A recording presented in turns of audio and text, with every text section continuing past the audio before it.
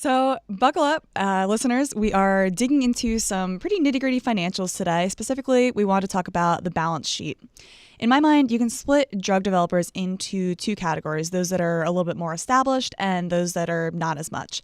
So, our conversation today is really going to focus more on some of the more established companies, but that means that a lot of what we're covering today is applicable across all of Big Pharma and pretty much any company with a good established portfolio of drugs that has money coming in, as opposed to some of these tiny biotechs that we talk about where when you look at them, you really want to focus on things like cash burn. So that's a whole different story. So before we get into any company specifics, what exactly is a balance sheet?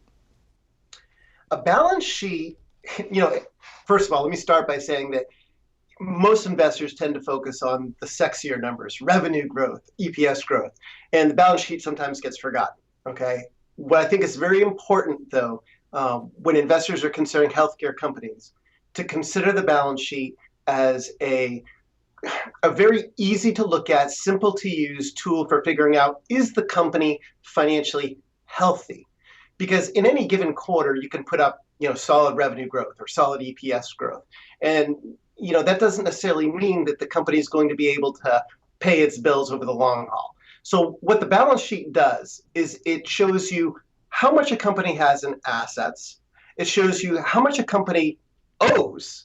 And then it shows you how much equity shareholders have in that company.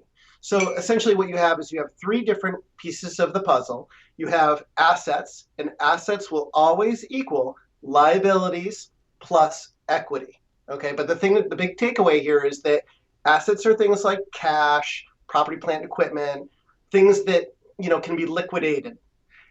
Liabilities are things that people owe, like long-term debt, borrowings, those type of things.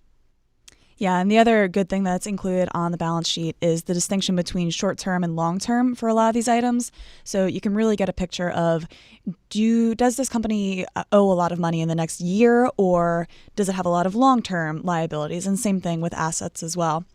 Meanwhile, you can find these companies' balance sheets on the SEC's Edgar website, which a quick Google search will get you to. From there, just find the 10Ks, 10Q filings, and you can find the balance sheets in them.